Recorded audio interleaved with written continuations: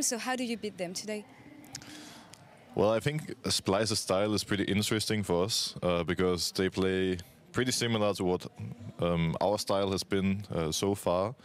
And I think generally our main issue has been losing in early game. I think all games other than the XL one, we've gotten destroyed in early game. And if we can actually have a stable early game against a team that's supposedly is weak early game and just get to the mid game, get to the late game, then I think we're going to be stronger than most teams in the league. We just really need to fix our early game. So stylistically, matching up against Splyce, I think we should be in a good position. This will be an interesting match to see for sure. Thank you very much for joining me and good luck on this one. Now back to you guys in the studio. You know, I think listening to Broxa there will give a lot of Fnatic fans hope because he really does sound like he's identified the problems within the team. They're turning their heads around, sports psychologists. It sounds like there's a lot of good things that have gone into this week, and we should be seeing it pay off. I mean, there's one thing noticing it, being aware of it. It's a whole other putting it together, right? So that's what I want to look at. Just quickly as an update, Fnatic as an organization, they've never missed playoffs, ever. And with their current record of 2 wins and 6 losses, they are at risk of not making top 6 for the first time in the organization's history. In the past here in Europe, teams that were able to pick up 9 wins could at least get themselves a tiebreaker for a playoff berth. So what does that mean? Frost, when I turn to you, Fnatic, 2 wins, 6 losses. We see the strength of schedule up on the screen. How does Fnatic get to the magic number 9? Basically, what you guys are looking at is how Fnatic find that magic number and where they need to pick up the wins. Like Broxa said, we expect them to take down the bottom 3 teams, which are Excel, SK, and Rogue, not counting Fnatic in the standings right there. Yeah. So we gave them those wins. Origen is up next in terms of the standings, so you give them that win. The big scary thing, though, is today's match. Why it's so important? Because they would have to beat Splyce twice. And I guess when you say give, sorry, just to clarify, of course, this is the remaining games. This is just for Fnatic to get to 8 wins. Yep. Right? If I do the math here, I mean, Ender, that is a tough task. Yeah, it's certainly difficult. Not to mention, if they lose today's game against Splyce, that means that they need to beat two of these 4 top teams, which is really, really tough. And that's assuming you auto lose to G2, right? So it's really difficult. So how did this team win? How does this team get to 9? The only time we've seen any team make playoffs with 8 wins was H2K and Roccat last spring, one of the craziest splits we've ever had. So how does Fnatic avoid that? It means that then you have to find that final win against one of the top teams. As we said, G2's not pictured here because we expect that no one's going to beat them. At this rate, they're looking for the perfect split. So that means you must take a win off of either Misfits, Vitality, or Schalke. And again, if you lose to Splyce and you're not able to beat them both times, or maybe you drop a game with Rogue, suddenly you need to beat 2 of these teams instead of just 1. Right. I think I understand the mechanics. I think I understand the math before how Fnatic get there. Let's talk specific gameplay now. What is the team? What do the players need to adapt? How do they adjust? We've heard a lot of talk about their draft. Broxa was very critical of it. So Frost, let's start with how do they fix their draft? First and foremost, you can't be scaling late like this. I think that if you take these drafts and you put them on the 9.3 meta, they're actually acceptable. I like the fact that when they're using Lee Sin and Syndra, you have early game playmaking potential right there. You can rock into the jungle at level 6, level 9 for Syndra as well, and then just start blowing up anyone. But you can't just be relying on Reckless to hard carry you through the early, or to hard carry you until late game. You must have some sort of option early. Yeah, and I think it is important too. We heard Broxa speaking about losing jungle matchups. Like drafting Zac and Caston at the same time seems very questionable, even in the new meta, in his words. So I would like to see them get more into the picks like the Lee Sin with strong mid laners behind it. But again, I just have to emphasize this. On 9.3, I think you can actually be acceptable with a lot of these drafts. So this actually should be a huge point for Fnatic fans that looking at this screen, if it's on 9.3, you're almost okay with this. Okay, so this is great. We've got the Fnatic perspective, we've got the Fnatic story. There's somebody standing in their way. The favorite in this matchup, a team that's historically this year been better than Fnatic, it's Splyce. Now, Splyce, I think Law had a fantastic line. They play through the through the early game, but not to win through it, right? What was the wording? Something like that? Yeah, it's the idea that Splyce aren't just a late game team because they have to be. If you look at their draft, they also have options to play through the early game. It just hasn't been as consistent as it needs to be. And it's about that reliability that once you get to 35 minutes, that Splyce are comfortable there. Yeah, and I think for the early game, it's so important to highlight Xerxes because this is a player that is constantly making plays and building an advantage for his team. And it allows them to sort of sit at this point where they're comfortable, right? They've gotten a lead early on and they can play a little bit slower up until Baron becomes a better possibility. They can look for that capital team fight at the end to finish it off. But then why does my play-by-play brain keep going, they only win late? Like, Splyce games are always long. You know, it is something that we've had to refine how we talk about it. I mean, Frost, let me start with you. What is it about Splyce that makes so many of their games go longer? This is a bit of an abstract concept to really understand, but Splyce are a very good set playbook team. They understand the fundamentals of League of Legends very well, probably better than most teams in terms of when you look at things like their Baron vision, their team fight setup. Okay. When they reset the map, they go to spawn and they say, okay, next is mid tower, next is Baron, next is this team fight. Where problems start to occur for Splyce is when they have to adapt on these set plays. When you stall them out on a map, like what Misfits did to them, suddenly Splyce are like, we need the Baron, we have to do the Baron. Their setup was fine, but Misfits said, no, no, no, we're going to throw an option, a wrench into your plans, and you must play reactive, creative League of Legends. And that's where Splyce fall down. The longer you hold them on the map, they have to go back and kind of rely on these clutch team fight wins, which they can be comfortable there, but it's not consistent wins each time. Yeah, and that's the difference between being a middle to higher end of the pack team and being a team contesting for top 1, top 2. And that's where we sort of find Splyce at the moment, where they need to be able to react to these sorts of plays that are being thrown their way by teams like Misfits. Otherwise, they're just going to stagnate here. A word that I really want to apply to it is creativity. I want to see Splyce be more creative when they set up their plays or their macro formations on the map. When you watch a team like G2, like Misfits, because they have so many superstars that can each kind of win a game for themselves, it just takes one Caps to be creative about how he sets up a play, where he finds a pick that G2 and Misfits can then capitalize on, where Splyce don't have that yet. Okay, yeah. So the question is now, just really quickly, is we've got both teams understood. We've looked at them individually. How do they match up now, Enda? Like, how do you see Splyce's style? Because it sounds and feels to me like this could benefit Fnatic. You know, if Splyce are not creative, if Fnatic use their veterancy and their experience to survive the standard playbook, then it comes down to individual skill or maybe a team fight like we saw in the Misfits game. I think it does benefit Fnatic slightly more than it does Splyce, in the sense that I feel like Splyce are much more happy to play these sort of playmaking champions in the mid lane, like the Aatrox or the Akali perhaps. Whereas Fnatic, I didn't get that same sort of vibe. I think they're happier to push it past the 25-30 minute mark, maybe look for a first or second Baron fight later into the game, and that's where we can see them utilize Reckless on 3-item AD carries to try and combat that of Kabe in those team fights. See, this is also why I lean towards Fnatic, because assuming that Splyce and Fnatic are going to show us the exact same thing, so this is assuming that there's no development, that Splyce didn't get that creativity, that Fnatic haven't learned how to play an early game, and that we both hit at like 30 to 35 minutes, I have to lean towards Fnatic veteranship. Splyce took that game over Misfits by like a 50-50 coin flip. It could have very easily gone the other way, and Misfits is a team that hadn't shown us a late game. We know that Fnatic are still very strong, very intelligent late game team fighters, so even though stylistically Splyce like to be there, I have to err on the side of Fnatic. Okay, and of course that is why you voted for Fnatic this game. Enda, you've sit on the side of Splyce, where I'm sitting as well. Let's talk specifically which player, which pick do you anticipate to be the most pivotal, as we're just a couple minutes away from picks and bans? Ooh, which pick gets a little bit tricky, but I have my eyes set on Xerxes, because I think that he is going to be able to impact the early game more than perhaps Broxa will on his side. Now, we know that Xerxes has been a fan of picks like Zac in the past. He's not limited to that, though. He's also played things like the Karthus as well, which give Splyce a more inherent scaling advantage. I think Broxa would look for a Lee Sin. That's a strong champion on this patch for him, but Xerxes will be able to both impact the early game and also scale into being a stronger team fighter later on. I agree. I've had some questions about Splyce. I was like, is Humanoid going to be the X factor that takes Splyce from being a 4th place team to a title contender? And I don't think it's Humanoid. I think he helps, but I do think it is Xerxes. He's really flown under the radar as one of our stronger, more creative junglers that has such a deep versatility to play those late game scaling like Karthus, as well as early playmakers. Frosk, we have just a minute left, and I need to ask about Kobe. It is the man of Splyce. It is the franchise player that has been with this roster for the longest time, and he is one of the guys that really does not get a lot of airtime. He is reliable. He is consistent. Is he going to stop your Fnatic prediction today? I mean, unfortunately, I still erred on the side of Fnatic because it's Reckless on crit ADCs versus Kabe, and historically, you should always favor Reckless right there. That said, in current form, Splyce should be heavy favorites. This is like my last chance for Fnatic. If they lose here, I'll never vote for them again. Oh my word, that's very bold. Very last thoughts just on Kobe specifically. It is a man that tends to get overlooked a little because there's a lot more other topics about Splyce to talk about. So in ADC, on the crib meta, is Kobe going to outperform Reckless?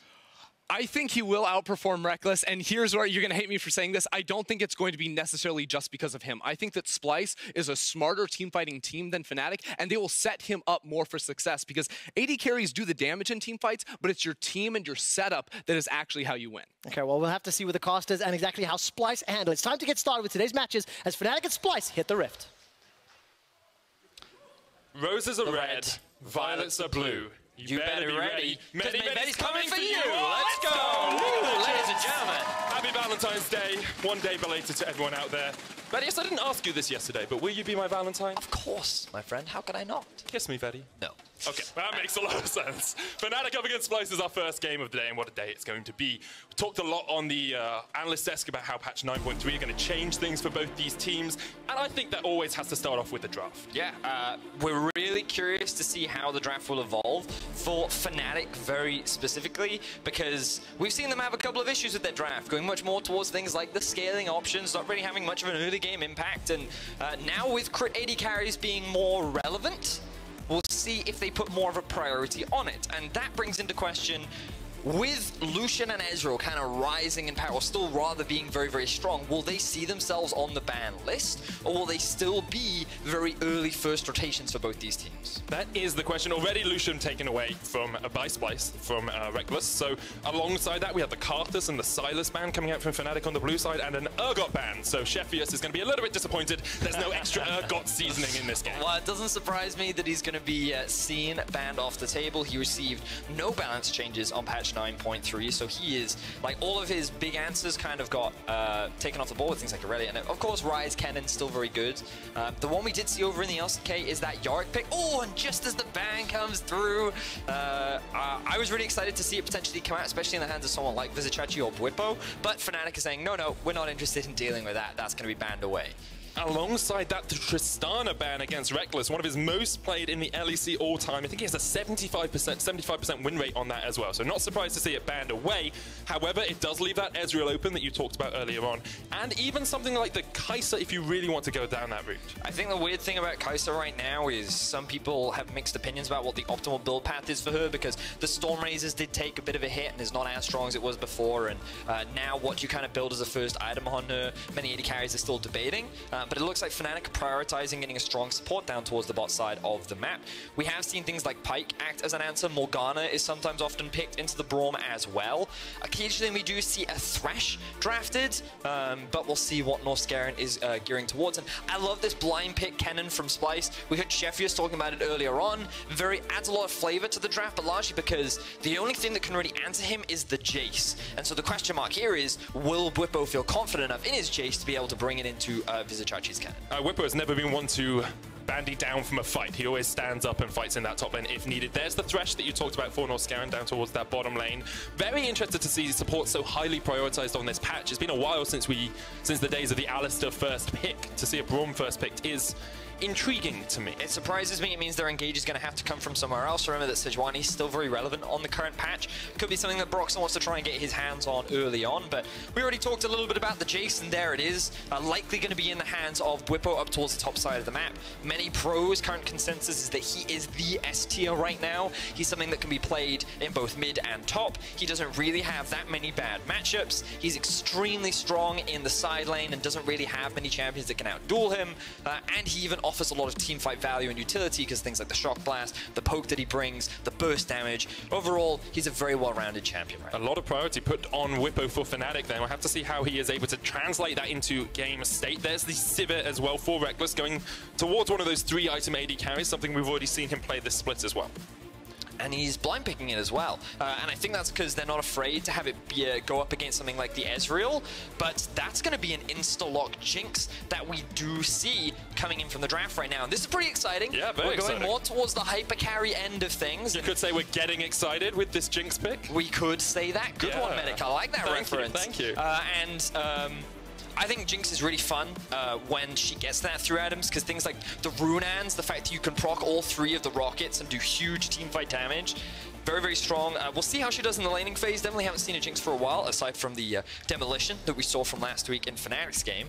Yeah, Jinx didn't work out too well. Not too well. Hopefully it'll be better this time around as Kobe gets his hands on it. Now we're moving into the second phase, Medic. That we are. Nocturne banned away by Fnatic. Splyce are going to get rid of a jungler themselves as well in the form of the Lee Sin. It is Brox's most played and one of the champions. He was so well known at Worlds 4.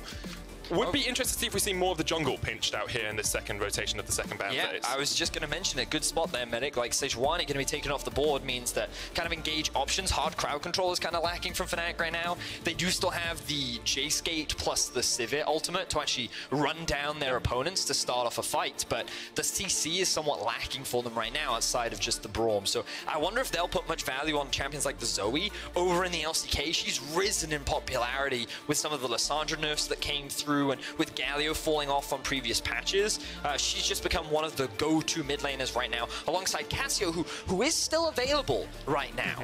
Snuck all the way through the pick and ban so far. There's the Jarvan. Expect that to be in the jungle for Xerxes.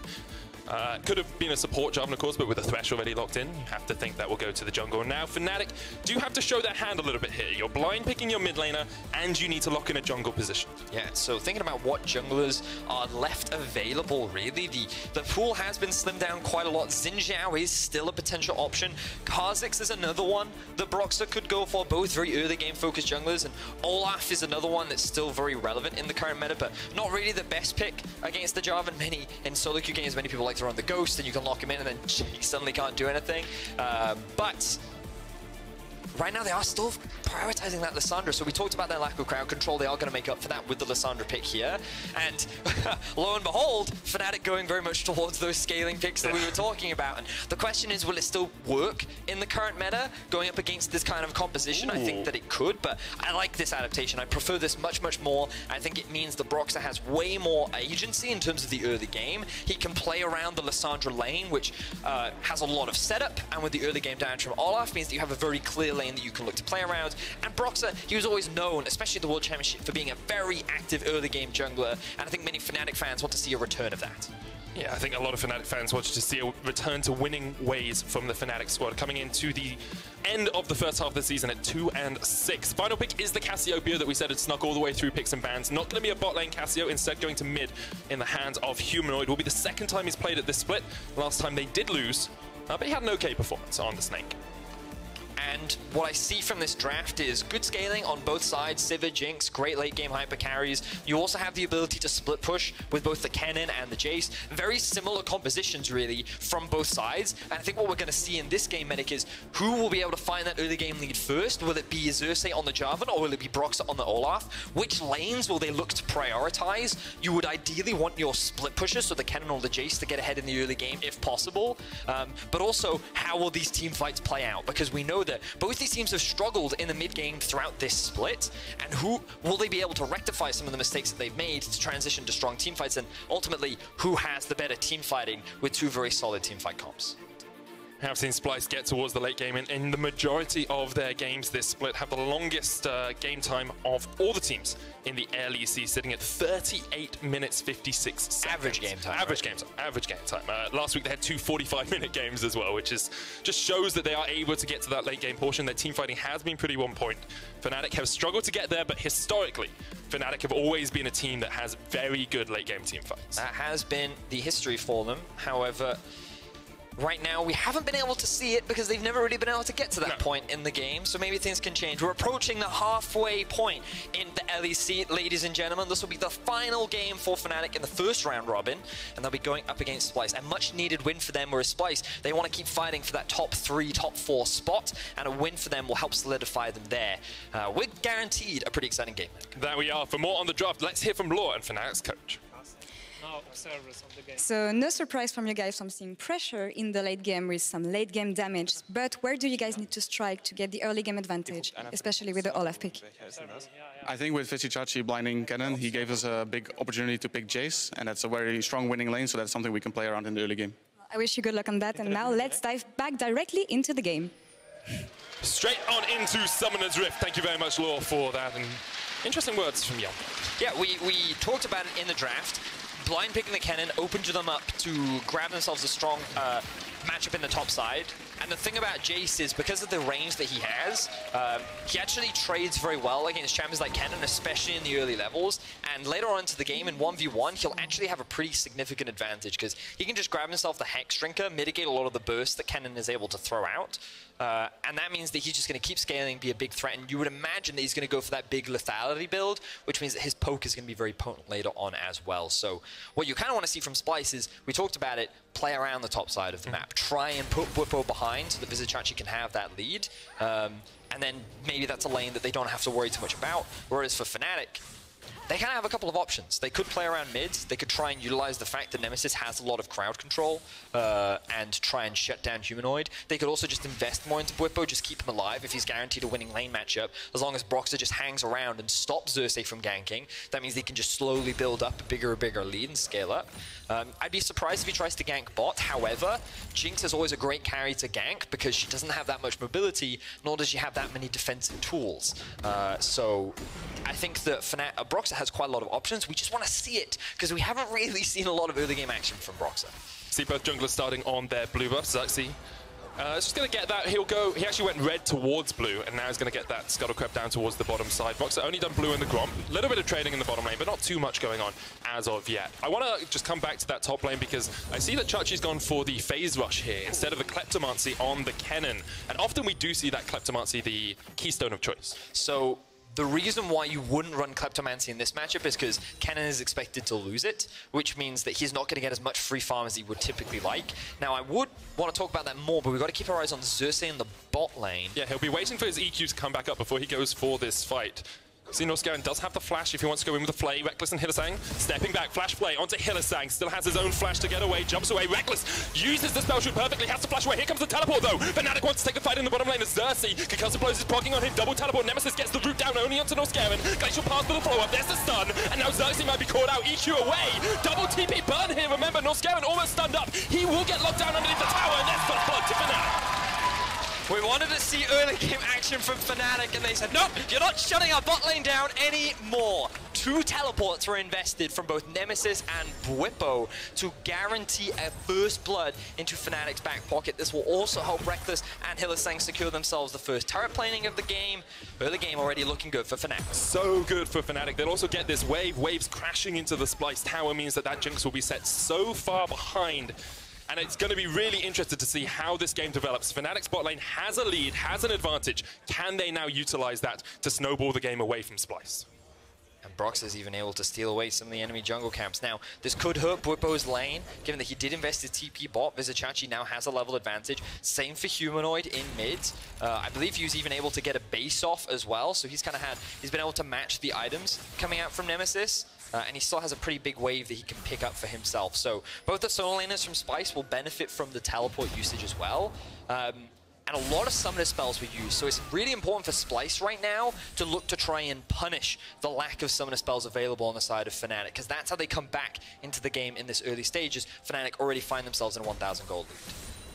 It's a strong early lead for Fnatic coming out of the gate swinging, but you can, as you said, you know, Chachi built up a little bit of a CS lead in the top lane. Bwipo's been able to answer that once he got back into the lane. Here comes Hylissang, will land the Winter's Bite. Norscarin is just around the corner, and Humanoid just dodges away. Doesn't have to burn any summoners to escape from that little bit of a support gank. So, kind of taking stock of what happened there, you know, just the fact that 2 teleports were invested towards the bot side of the map, I feel like it was a bit of an overcommitment, but I think we recognize that they wouldn't have got that first blood if they hadn't sent both members down. The problems that it result in, we already talked about in terms of the 2 solo laners, but they're actually doing okay in terms of farm. We will keep track of the gold, which is actually in Bwipo's favor right now because he was, of course, the one that picked up that first blood. And in terms of experience, he is still even with VCS. The big discrepancy right now is starting to develop in the bot side of the map where there is a big CS advantage building up for Reckless, and things are getting better for them in terms of gold, as you see Broxah now ganking mid. Miasma comes down, Humanoid just trying to run away, will escape. The phase rush on the Cassiopeia, a lot of movement speed coming out from that, and the Noxious Blast, of course. So this is what we talked about as well. Broxah has a lot of options. His first gank is actually around the mid lane. They want to try and burn the cleanse away from Humanoid to try and set something up. I love how defensive Bwipo's playing, but he gets a little too close. EQ doesn't land, looking for the Mark of the Storm, can't quite connect with that stun, and Bwipo gets away. That's a lot stronger from Whippo, because before we have seen him overextend in that top lane, especially in weeks 1 through 3. He tended to step a little bit too far up, but he knew Broxah's on this side of the map as well, looking to get Chachi away from this, but Chachi hitting 6 means that he has that slicing Maelstrom now. Go for an all-in, but he is worried about the positioning of Broxah. And again, like, Fnatic looking great in this early game so far. They managed to dissuade or stop entirely the early gank that Xerxes tried to set up at level 2 towards the bot side of the map. He's now also, Broxah has been able to stop the top side gank from Xerxes as well, and they've allowed Whippo to just slowly keep that lead that he has, and now he's hit level 6 for himself. And in terms of like pressure, that doesn't really change a lot, but it's still the valuable experience going in his back pocket, and Fnatic looking great so far in this early game. Yeah, and I think it's important that we look at how Fnatic are doing in terms of the tournament standing as well, because there has been a lot of talking about how they're only 2-6, they've been really struggling.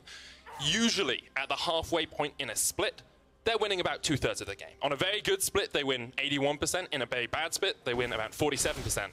At the moment, 2 out of 6, nowhere near that. They're winning about 24% of their games, and they are just really struggling, or 25%, really struggling to be the Fnatic of old. Yeah, this is definitely one of the dark ages of Fnatic, definitely in recent history anyway, and even though they've had lots of roster changes, arguably even more impactful roster changes in the past, you've seen that they've even still been able to find decent success. Oh, Chachi's going to teleport straight into Broxah here. Has the slicing mountain, will pop it straight away. Has the flash as well, gets the double stun.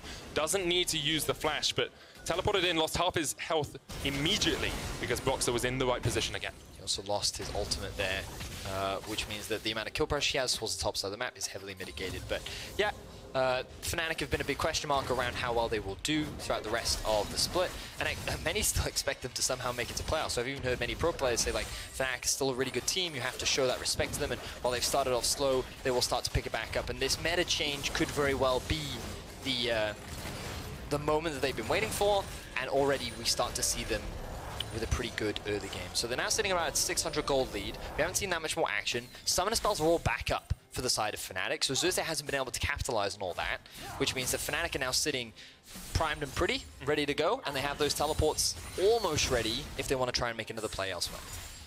And both teams seem to be in a position where they can just scale up. You know, you're looking at these hyper carry AD carries in the late game, they can just get to 3 items. They don't really need to force any plays before that. But if a team were to force plays, if a team was to take the initiative, to take the step forward, Velius, which team do you think it would be? So we talked a little bit about it in the draft. Both compositions are very similar. The key difference is the fact that Fnatic have a winning top side of the map. And arguably, Jinx into Sivir in a 1v1, Jinx should have an edge.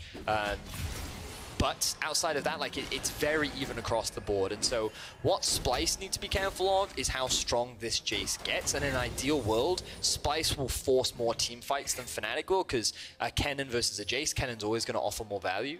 But I think you're right in the sense that both teams can quite happily scale, and it's just about where the junglers want to prioritize. They have options in the early game. They can look to play around their solo laners, their bot laners. They have a wealth of choices. It's just a matter of where they want to force, when they want to force, and how they want to do it.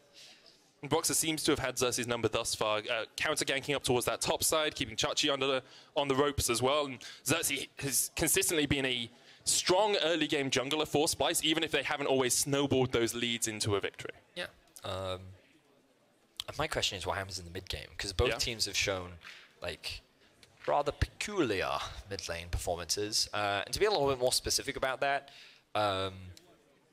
when you set up for things like objectives, whether it be Baron, Dragon, towers, anything, you really need to have good control over your side waves, and you also need to make sure that when you're setting up for an objective, you're following all of the necessary steps. So pushing your waves in, getting the appropriate vision in at the right time, and then going back, making sure the waves are in the right spot, and then so on and so forth. And what you'll often see, especially for Splyce, is that they start with a couple of these steps, but then they almost get a little angsty, like they're not entirely sure, or they want to pull the trigger a little bit faster, which means that they'll skip the, oh, okay, we won't push bot wave all the way out. And then they'll group up with their team instead, and like, oh, now they've just lost all this experience, and they failed to force a fight.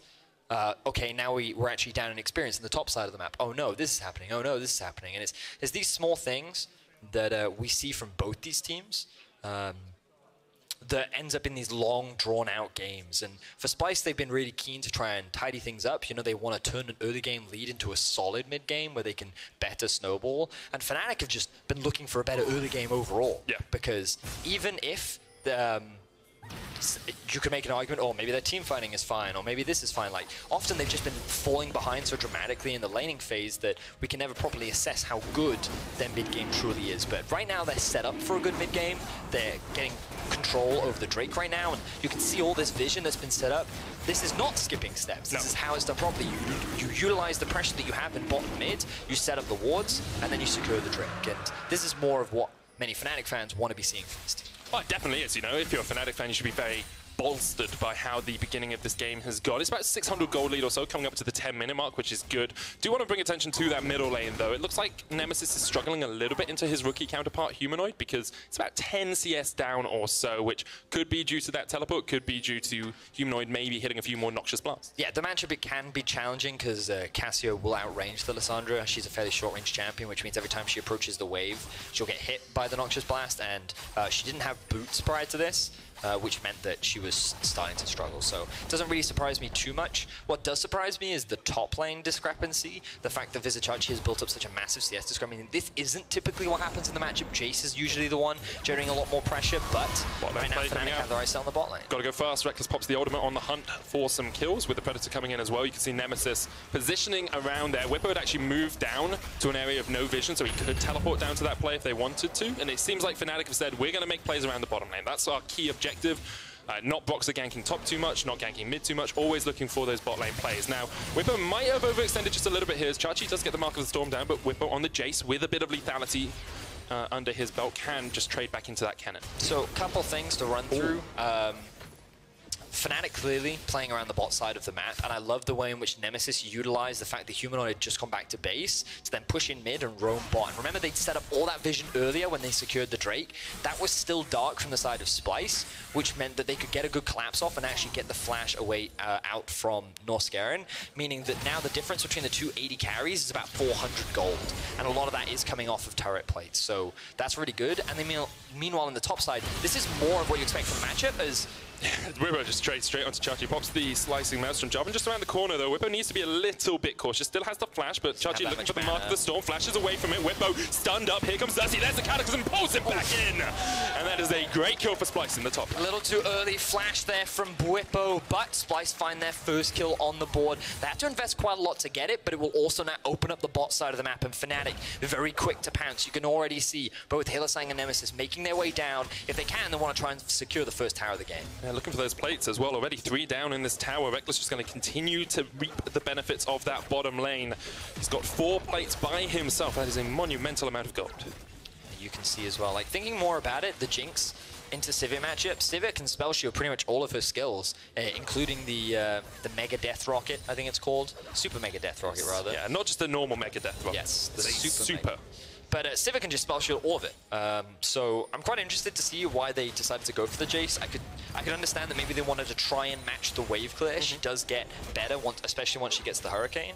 And she obviously can match in terms of the scaling, because she definitely hits very hard. I guess in a team fight as well, you have that spread out damage that you wouldn't always have. And when you're playing against someone like a Sivir who has the Ricochet, that's what you want.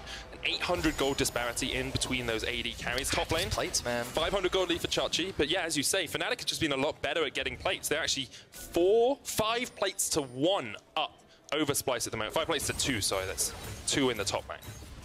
Yeah, and this is going to be first tower for Fnatic as well, just before the 14-minute mark, which is when the plates drop. And I love the fact that they've been trying to funnel all this gold onto Reckless as well. Fnatic definitely going back to their roots with the play around Fnatic style. But I need to go back and watch, because I wasn't paying super close attention to the top side of the map, how Whippo has fallen behind in terms of farm this much. So there have been a couple of times when he's moved out of the lane for a teleport play and then not teleported to the lane, which is why Chachi has got that advantage. But as you say, it is still quite a big advantage for Chachi in a lane that you expect the Jace to win. It's one of those things where I think Fnatic made the decision, you know what, we're winning top. Like, that first blood means you actually shouldn't be that far behind Vizicachi. And even though he's picked up plates, we're actually fine sacrificing your lane a little bit to get bot further ahead. So all the jungle resources and the mid lane resources were invested towards the bot side. And so while he has fallen behind a bit, Reckless is definitely making up for it. And now the team overall is 1.8k gold up. First item, Essence Reaver on the Sivir here from Reckless.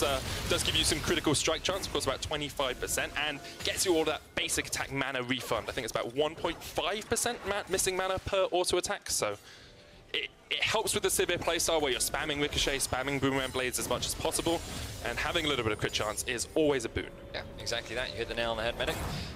It's quite interesting. We don't typically see this on the Sivir, but with the itemization changes, it suits it nicely.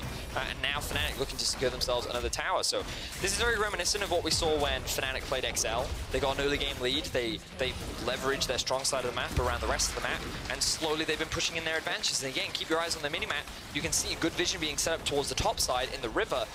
Allows Broxah to get an uncontested Rift Herald, as we see Xerxes look for a gank in mid, but not going to be able to lock anyone down. Nemesis is doing a good job of escaping. That bot lane tower did go down to Splyce as well, but it's a very strong start for Fnatic. 15 minutes in, they have a 2,000 gold lead. Your AD carry's getting fed already at that one completed item. And overall, if you're Fnatic, you're looking at it being like, oh, maybe 9.3 is our patch after all. Could be. I mean, the fact that Splyce have not been able to find those successful early plays. Imagine if Jarvan gets a kill, or at least both summoners in the bot side of the map and Fnatic don't react, how differently that 2 versus 2 could have played out. But the thing we also have to remember is that both teams do have strong late game. Yeah. Right? Kennen in team fights, Jace on a side lane. Even though Fnatic have an advantage right now, I would not say that it's snowballed to the point at which Splyce can't come back. Yeah. You know, I still look at this Jinx, and while she hasn't completed her first item, we heard from Ender at the beginning of the day that the transition between items feels that much better right now for AD carries than it did before, because you're kind of waiting for the 3 before you did anything in the game. Now you can have 1 or 2, and you actually have a lot more agency and impact over the game itself. It's an interesting one though, because we have seen most AD carries go for the IE first because of the extra critical strike damage that you get out of it. And we're not actually seeing that from either of these AD carries at the moment. It looks like Kobe's going to go towards the BF into Runan's build. Of course, could still complete his IE, but with so many daggers sitting in his inventory, I expect it to be a Runan's Hurricane. Well, you already talked about it earlier. I think that the Essence Reaver just synergizes nicely with Sivir. It really reinforces her wave clearing tendencies, and especially at this portion of the game when they have pressure everywhere, they just want to keep pushing, sieging onto these towers. And look, they've already got the Rift Herald in mid. That's going to knock onto the tower, and Fnatic will secure their 3rd tower of the game. So I think in terms of itemization, that makes sense. And Kobe, I wouldn't be surprised if you actually went for something like a... I mean, you see the double daggers, you think Runan's Hurricane. Like, I thought maybe he would go for the static shift to just add a little more wave clear to his belt. So that means he can try and match the Sivir, but we shall see how things go. Ooh, good interrupt there from Whippo could keep chasing. Doesn't quite know where Chachi is, so doesn't want to go for the full invest. But second Dragon in the game as well for Fnatic. Very clean game from them so far. Not looking like a team that's sitting in 7th, 8th spot. Looking much more like a team that's contending for playoffs. Definitely improvement. They still got to end the game, Medic. Oh, 100%. So. 100%. Right? They still have neutral objectives to play around. We want to see them do it by the book, set up the vision control, go for the Baron if they need to. Taking the first towers, once you have a lead, arguably is the easy part. Okay. This next bit is when it gets difficult, because this is when skipping steps, the things that we talk about, is when things become a problem. Yeah. And so we have our handbook primed and ready. We'll be assessing them on their ability to take objectives and whatnot. And if this is Professius. But we'll see how things go. For the time being, Fnatic sit on a very healthy gold lead. They're about 3,000 in the lead, and they're happy to keep scaling. They can keep Whippo off on the side lane. Ideally, you want to see him towards the bot side of the map as Baron now starts to become a thing that both these teams are thinking about. If possible, Fnatic will want to try and steal objectives away from the enemy jungle, just further increase the gold disparity. For Splyce, they're going to be looking for a pick, and they may have just found one. Catch out Broxah. There's redemption coming out from him as well to make a death rocket connects, but it's not enough damage onto Broxah. He will get away with a Ragnarok, but that is the jungler forced away. Bit of poke coming in from the side from Whippo as well. Maybe Splyce will push this mid lane. Instead, they say, okay, Baron up in 2 minutes, let's get control of this area. Well, they also need to catch that top wave as well, and this is the other advantage that Fnatic have. They're running the double teleport. They can keep Nemesis towards the top side of the map, whereas Humanoid, if he tries to go there, he could be in danger. But speaking of danger, Slicing Maelstrom comes out from Chachi, very quick with the phase rush, but here come Reckless and Hylissang. Decide they can't quite catch Pikachu today, and he escapes from the Pokeball. And this is perfect to come back to the phase rush question that you asked a little bit earlier, Medic. Running Klepto into a champion that you can't really harass isn't very efficient. So the reason why you're on phase rush against Jace is he actually has a lot of mobility and kiting power, and if you're able to proc the phase rush, which should be very easy on the cannon, you get a lot of additional movement speed that helps mitigate that kiting power and even the chasing power that Jace does have. So in situations like that, he's able to escape. So I quite like the phase rush. I think it was a good pickup. And now Humanoid could be in some danger. Yeah, Whippo just jumps in straight into the Petrifying Gaze, but should have enough damage to clean up Humanoid here. No flash will get him in the end. Good stuff from Fnatic with a great teleport play to the top lane. So now they lose on teleport, but they still have one available on Nemesis. Humanoid overextends a little bit, costs both his summoner spells. And Fnatic, they're going to keep up the pressure. They'll be able to drop a couple wards in the enemy jungle. I want to see them move back a little bit, just sweep out the river, make sure that they have control of this objective. You can see that Hylissang has just used his sweeper, and is going to use it to the entrance right now, as Fnatic look to push up towards the top side. This is that possible split push that we talked about in Picks and Bans as well. We said that Jace can go into a side lane by himself. It looks like he's teaming up with Nemesis more than anything else at the moment, and you're letting Reckless on the Civet just continually push in the mid wave. Keep pushing it in, keep Splyce pinned back so that they can't get that deep vision, so they can't spot you out when you eventually do something like the Baron. So here we see Xerxes just clearing out the wards the top side. Good TP as well. Humanoid just under the tower. He even takes a tower shot, and Xerxes feels that he can't offer anything because the pings are coming down in their jungle, that the rest of Fnatic are collapsing. So Humanoid thinks he's safe because he has his teammate, but in reality, Fnatic are the ones in a better position to find that collapse, and then they find themselves another kill. Top 10 LEC betrayals there from Xerxes. He's like, I'm helping, I'll clear the ward. Can't do it yet. Chachi trading onto Whippo in the bottom lane, but Whippo would just land that accelerated shock blast. And that's the thing with Jace, right? You have your kind of trading window, and then after that, you don't really have super sustained damage unless you can switch into the ranged form and just I would argue that against the cannon, he has way more sustained. He has a lot more damage than the cannon. 100%. But I would be careful with that statement too, because like it depends on what you mean by damage then, Medic. Because like 100 to 0 damage, cannon definitely wins. Yeah, burst damage. Yes, right. Whereas if the two are just hitting each other, Jace will win because he's using his auto attacks, right? Damage. So in that situation, the reason why Vizicachi had to disengage because he used all of his burst and he only got him down to about 50% health, and he's like, I can't kill him, so he backed away. And the Merc Treads were a big reason for that as well. They mitigate the amount of crowd control. But yes, in terms of sustained damage, Whippo definitely was going to win that one. So Vizicachi was like, yeah, nope, I'm out of here. Has the teleport to join the next fight, but no slicing Maelstrom. Baron up.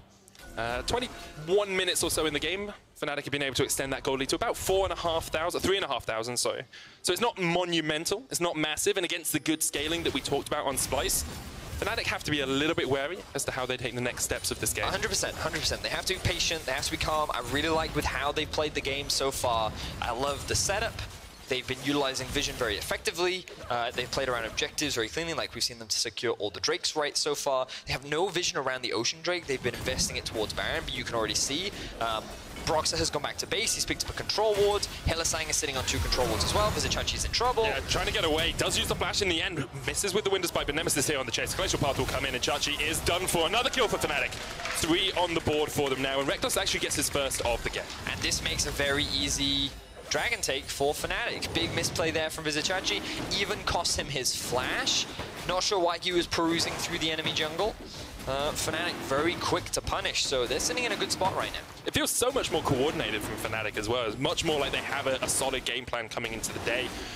Rapid Fire Cannon second on Reckless for that extra range on his first auto attack when he wants, and more crit chance. It's because the ricochet is centers really well as well. So if you proc it and then you hit someone who's under their tower, then you can get that bounce underneath the tower as well. Pinball underneath the tower. But I mean, like, I'd like to say more, but it's very clean game so far from Fnatic. It's clean, but kind of slow at some points as well, because they're doing it by the numbers. They're waiting until their numbers come up. It's the nature of their composition as well. You know, like the Jace, he's hit the Black Cleaver plus the Ghost Blade. Before we get more into that, yeah, Vizicachi, he pushes him bot, and I guess he tries to group up with his team mid, but he should see on the minimap that his team isn't in a position to even try and help him if they could. They didn't have mid priority there. And the rest of his team just, yeah, I don't know. That was a bad play. Vizicachi. Yeah, I agree. He has now got the Spellbinder, so maybe can have a little bit more impact in fights, a bit of extra movement speed. Yeah, but I mean, like, in terms of team fights, I'm still, like, I'm optimistic that Splyce can do damage. Like, the Jinx now on 2 items, the Infinity Edge and Runans. I would expect her to go for the Static Shiv next. We'll keep an eye on what she does decide to go for. But you've actually got Reckless coming out with the Infinity Edge soon. So should Splyce wait that much longer to try and force a team fight, I think they could be in a lot of danger. But again, with Vizicachi not having his flash, it becomes very easy for him to actually set up a successful team fight, or a flank rather. A bit of baiting around the Baron for the moment. Fnatic just trying to clear out as many wards as possible. Have triple sweeper on their side with the Oracle's alterations, so a lot of ability to gain vision control and a few control wards in their back pockets as well. But the question always becomes, do you do every single step in the handbook, or do you miss one and then the enemy team strikes? Because we saw Misfits last week against Splyce. Misfits got Elder Dragon, they got Baron, they got an inhibitor, and they all got out alive. And still, Splyce just caught them on that one misstep that meant that they won the game. That was a sad game to watch. If you're a Misfits fan, if you're a Splyce fan, you're over the moon. Just from, yeah. Anyway.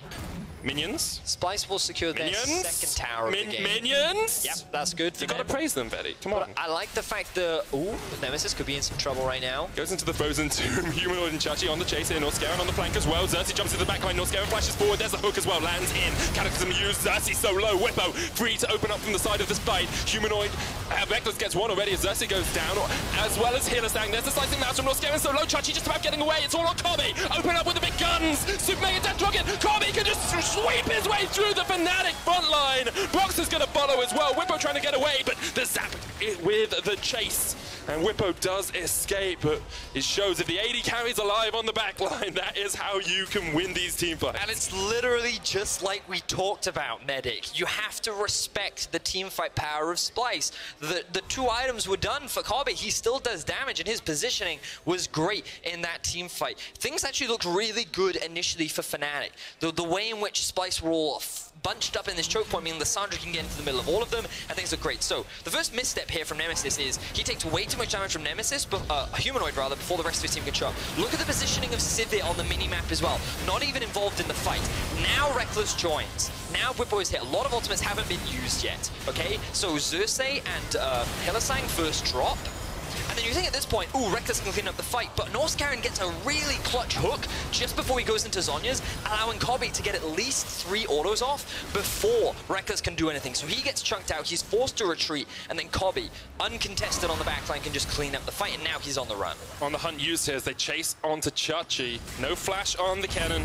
Nemesis with the wind despite that is going to be a very dead cannon, but Fnatic able to answer back. They keep doing this, they keep finding little picks, and we talked about how both the teams, after those first set of towers go down, have been a little bit lackluster. It's going to be another 40-minute game, Medic. It's going to be another 40 I want it, Betty. I want 40 minutes of this. AD carries just pew, pew, pew, pew, pew, pew. So, Fnatic just going to start the Baron up here. Vizicachi's dead, he doesn't have teleport. They can force the numbers back. And Xerxes and Humanoid have just gone back to base. Here we go. This isn't the fastest, but Reckless with 3 items. They're feeling really good about this. Whippo is even trying to zone them away. Norscaron and Kobe on their way, though. Whippo off towards the backside of this fight. The ward goes in. They know it's down to about 4,000 HP. The Baron's still there. That misses Xerxes. Xerxes can jump in, though. Not going to do it yet. 3,000 HP. Box is still on it. Fnatic going to turn. Whippo jumps onto Kobe. Just kill the AD carry. That's all you need to do. And they get Humanoid to follow up as well. Great flank from Fnatic. Exactly that, Medic. Whippo finds the carry and eliminates him immediately. Jace going full assassin mode there onto a Kobe that had no summoner spells. They find the kill, and why it will not result in a Baron though. So Fnatic, they just grab a couple of kills. Can't quite convert it into any objectives though. Let's have a quick check on the state of the game as we get towards that 27-minute mark. Had a lot of fighting in the last couple of minutes. There's still only a 4,000 gold lead for Fnatic. Only about 10% of their total gold. 3 items on the AD carry though. Infinity Edge, Essence Reaver, and the Rapid Fire Cannon. You've got a big mid laner as well in the form of Nemesis. Whippo here, perfect positioning. Yes, exactly that. And he's utilizing the control wards that they have littered in the enemy jungle, and then he just sneaks in from behind. He knows Fnatic is in the front, and he sees Kobe. Norscaron can't provide the peel. Instant kill there from the side of Fnatic. And they even take out Humanoid as well, who didn't have, flash, but he did end up using the cleanse as well. But again, though, they don't convert that into any objectives. In an ideal world, they would have gone back towards the Baron and secured it, but with Xerxes still alive, they didn't want to take the risk. So they're going to reset. They're going to look for a Cloud Drake right now. They are building up to a 5 Elder Drake win condition as well, though, with the next one spawning. Have got all 4 of them so far in this game. In a very strong spot if you are a Fnatic fan. Splyce, though, they've been in this position before and been able to fight back. You have 3 items now completed on Kobe. What does Xerxes say? 35 minutes, no team can beat them? No team wins after 35 minutes against Splyce. They're just like, you have to get to 35 minutes and then they win. And it was, he said only G2 and Schalke had a 50% chance of winning, right? So, I had a quick look at the gold. If our observers would be so kind to swap over for us, you'll notice that Reckless has quite a healthy CS, gold advantage, just a slight one over his lane opponent. And then I realized 60 CS, 341 farm. This is what we call the Uzi effect, right? Where you just funnel and channel farm. And we are going very old school Fnatic. Humanoid is in trouble right now. Caught out, doesn't have the cleanse as he used it last time. There's the Frozen Tomb. The chase is on. And they gotta go fast comp from Fnatic. Gets themselves another kill. Yeah, and Splyce just keep getting caught out from the side of Fnatic. We've seen this multiple times from Humanoid and Vizicachi. With no summoner spells, they're not showing enough respect to the mobility that the Civic can get, and paired up with the Lissandra as well, huge pick potential on the side of Fnatic. So now they can look to go threaten the Baron once again. Here we go, Chachi chased across, misses the accelerated shot boss. There's a Glacial Fissure, chase in from Nemesis, but maybe Hillestack's gone too far, Slicing Master's gonna come down. Already Chachi down, and now Reckless just opens up with those boomerangs. Needs one more connection on Xerxes for the stun. Kobe! Holy hell, that was a shit ton of damage! Nemesis under the tower as well, there's the Cataclysm. That's the kill onto Xerxes, and Fnatic just clean up in the top lane. Beautiful stuff there from the side of Fnatic. They find themselves 3 quick kills. Humanoid is respawning, but the jungler is gone, which means that Fnatic make their way back towards the Baron, and this should be a very easy objective for them to secure. Easy pickings for Fnatic. We wondered if they had enough engage in their composition when it came through the draft, but that Lissandra pick is working out wonders for them. Teamed up with the acceleration gate, teamed up with the on the hunt. Fnatic get the Baron 30 minutes in, and they are looking in a very healthy spot. Yeah. Splyce, they haven't been able to stall out to that 35-minute mark. Fnatic have been in full control of the game so far, and while Splyce did find that one successful team fight, they haven't really been able to convert it anywhere else on the map, and a large part of that is just Fnatic finding pick after pick after pick, and now Reckless 6, 1, and 3. He's sitting on just under 16,000 gold. 4 items have been completed. This is the Reckless of old. This is the Reckless that many Fnatic fans were waiting to see, and he is one of the highest levels in the game. Fnatic looking primed to take this game. I think you could even say this is the Reckless that he was waiting to see again. You know, at the start of the split, he was saying, I need to be the one to step up and carry. He's doing that for his team this game, but all of Fnatic's team has played exceptionally well. Broxah with the early game jungle pathing to lock out Xerxes. Whippo, after being put behind in the top lane a little bit, just continues to wail away on Chachi. Whippo brings down the hammer, can't quite get the final shot, and maybe he's overextended. Flashes for it. Xerxes behind him, but look at this, they're both just running away from the chase. Whippo on the chase. There's the redemption as well. The hook comes out. Whipper will be kept alive with that redemption. Here comes the chase from Nemesis. That's 1. Frozen Tomb used on himself. Keeps himself alive for the moment. Shut down from the Jinx. But here comes Hillestack with Glacial Fissure. Gets a double knockup. Noskaran has to flash away, but Humanoid's already done. Kobe chased underneath the tower by Broxah. And Fnatic aren't stopping. They continue their onslaught. 3 members are dead on the side of Splyce, and Fnatic still have 4 members primed and ready to go. The Baron buff is in their back pockets, and there are plenty of minion waves for them to just look to try and end the game right now. Just looking for that push in the mid lane. Still a minute and a half on that Baron power play. Our Baron buff, they're just going to go by the numbers, Vedius. We said we wanted to see it. They're going to go up towards this top lane inhibitor as well, and can even just push in with the rest of it, because you've still got 30 seconds on Humanoid, 9 seconds on Chachi. Fnatic looking to secure their 3rd win of the split. For now, they'll back away. But you have to feel they are very close to seeing that victory screen. Playing this one full tutorial style. Fnatic looking good. Splyce, unfortunately, they've kind of ran out of options at this point in time, and you can see here Vizicachi, he didn't have his ultimate available. He held on to the flash for as long as possible. He doesn't get the lantern from Noskaran, and the rest of Splyce are like, okay, Fnatic have teleport, they have the ability to collapse. We just want to get out of this situation as fast as possible. And they think, oh, they can kill Whippo, but that redemption buys them a little bit more time to get that extra damage out onto Xerxes. And then Xerxes, Nemesis rather, is able to get to safety while the rest of Fnatic clean up the fight. Look at the level disparity between the AD carries as well. Reckless is 17, Kobe is 14. Funneling all of this CS, all of this gold on towards Reckless. We saw it work for Fnatic in the past. It seems to be working out incredibly well for them again today. And And the funny thing is, comabat hasn't even been farming poorly. Yep. 335 10 a minute, right? 33 minutes. 10 a minute is good. Fnatic have just funneled all their resources into Nemesis. Sorry, not Nemesis. They funneled them all into Reckless. He is looking good right now. I don't know if Splyce really have enough wave clear to be able to stall this one out. But we'll see. We'll see. I don't know if Fnatic need to play towards the Cloud Drake that's currently alive. There's 3 exposed. Well, everything is gone. They can just keep pushing into the base. Eventually, the Super Minions should overwhelm Splyce, and Splyce are going to be forced into a fight they should be able to win. Here we go. Fnatic in the base. Glacial Path comes out from Nemesis, just forcing Norscarin away, but here come the Super Minions. Double minions in each way. Bottom mid pushing in. There's the on the hunt. They're chasing them in. That's a Glacial Path as well. Not quite going to connect. First Nexus Tower the target. Whippo trying to get a bit of damage down there. Xerxes goes in, but Norscarin's so low. Glacial Fisher lands. Once again, it's Humanoid that's caught out. Xerxes jumps onto the backline. Nemesis and Hittersang have gone all the way onto the backline of Splyce, and they get 2. Reckless is dominating. Easy picking for Fnatic. Only comabat survives, and they can't quite clean him up in the base. They get him anyway. Fnatic with the ace to round it out, and they are back to winning waves. Great game there from the side of Fnatic. Very clean from start to finish. They had one bad fight, but outside of that, everything looked good. Yeah. We saw great teamwork. We saw a lot of punishes. Every time Splyce made a small mistake, Fnatic were very quick to react to it. They seem to have found a draft that works out nicely for them. They played a lot around the bot lane. Sure, Whippo had to kind of suffer a little bit as a result, but he still made it work exceptionally well. Fnatic looked very, very good this game. And unfortunately, like, we didn't talk much about Splyce because it felt like Splyce didn't really do that much. Yeah. It just felt like every time that they tried, Fnatic stopped them, and it wasn't like Xerxes wasn't active in the early game. We saw at least 3 ganks from him in both bot, top, and mid. But he could never translate it into anything for the side of Splyce, and that meant that they couldn't really force anything come the mid game. So, and it was often that when he did gank, Broxah was there first. Broxah was waiting for him, or we saw just Fnatic able to react just that little bit quicker. Splyce didn't play a bad game, just Fnatic played very, very clean. You have to wonder for Splyce, you know, they are sitting at 5-4 now, looking like perhaps the gatekeepers that they were last year as well, the team that kind of separates the good teams from the great teams in the LEC. Yeah. I mean, it's been a curse for Splyce for a long time, where they often just, they can never really beat the teams above them, and then they often consistently beat the teams below them. And then this brings into question, where is Fnatic right now? Is this new meta better for them? Will it enable them to better play around their strategies? Or did they just get a lucky level 1? Did they just go, you know, we're just going to overcommit, send double TP bot?